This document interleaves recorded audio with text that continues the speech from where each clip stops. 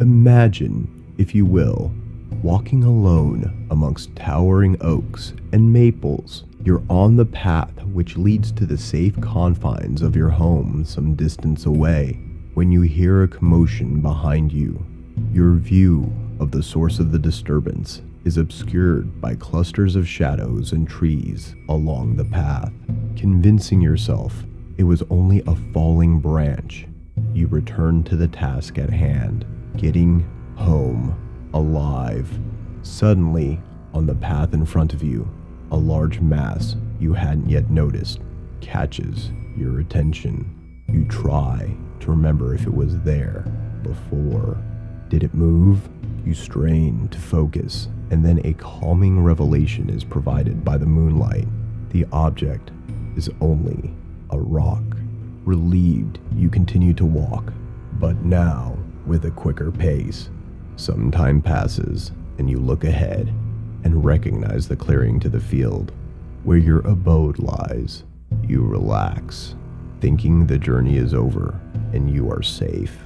Safe, that is, until seconds before you reach for the door, your worst nightmare bellows a terrifying shriek, steps out from the shadows behind you, and charges.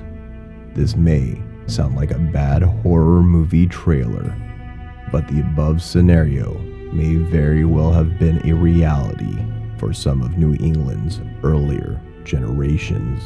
Small towns and rural settlements in colonial times not only endured harsh winters, droughts, and epidemics, but also malevolent creatures that wandered our picturesque mountain ranges and opportunistically stalked travelers.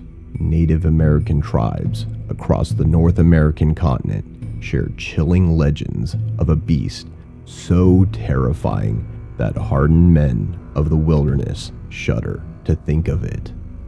The creature in question is extremely tall, very strong, and has an unquenchable appetite for human flesh. Native Americans named this cannibalistic monster the Windigo. In Algonquian folklore, the Wendigo or Windigo, also wetiko. In legends and lore, this malicious creature presents itself in three ways. It can assume a physical form as an extremely tall, hairy, and grotesque-smelling biped with very thin lips and large fangs. It can simulate the shape of any forest creature, or even the wind, which allows the beast to stalk the forests undetected by potential prey.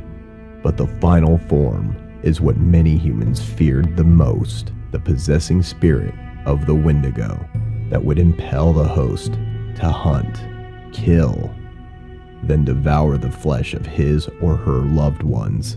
Recorded accounts that dealt with Windigo possession never ended well for the individual who found himself the instrument of the fiend's destruction.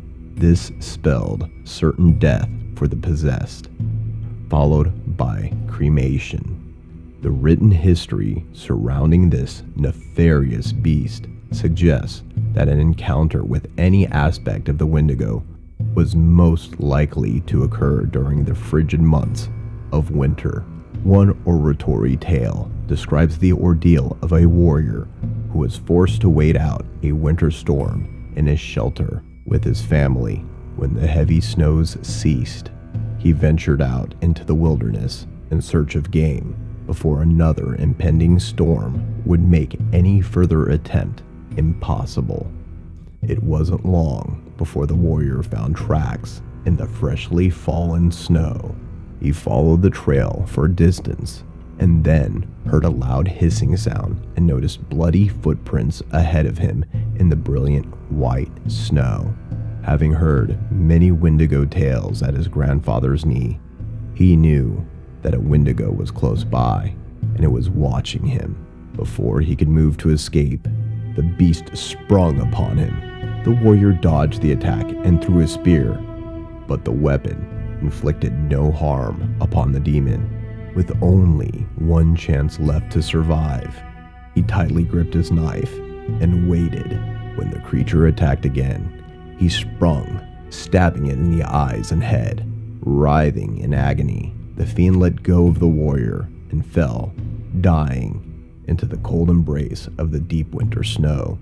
The body of the Wendigo turned into mist and dissipated, leaving only a puddle of blood as any evidence the beast was ever there.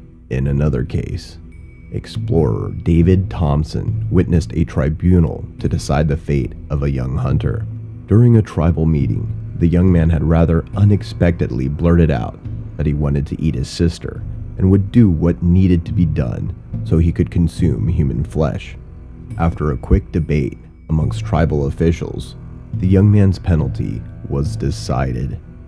His father was ordered to strangle his son with a rope until he was dead. A few hours later, the hunter's body was burned until nothing remained, so that the Wendigo inside him could not return. A popular hypothesis explaining how people came to be Wendigos is by a so-called Wendigo psychosis. Behaviorists attribute this cannibalistic behavior to prolonged periods of near starvation. This, compound with the ever-present legends of the Wendigo, contributed to the actions of souls weak from starvation. Studies show that this condition was more common in rural areas and has become a rarity in our time. But this still does not explain what the physical manifestation of the Wendigo is. While conducting my research for this video, I came across many different theories as to what this creature may be. Some suggest a different variety of Bigfoot that can exhibit malevolent behavior and will consume wary woods travelers. And then there was a suggestion that maybe the beast is a dramatic description of an unkempt human, overwhelmed with melancholy. No matter which theory you embrace, the greater question is, do these dark, inhuman monsters still roam our woods, waiting for an opportunity to feed upon some poor, unsuspecting soul, or even you? Ponder this before you venture into the woods alone. If you enjoy this video and want to see more like it, please consider subscribing to us and hitting the like button. Feel free to write a comment below and suggest which theory you want to see next. If you'd like to further support this channel, please consider joining. Our membership link will be found in the description box below. We appreciate your support, and as always, thanks for watching.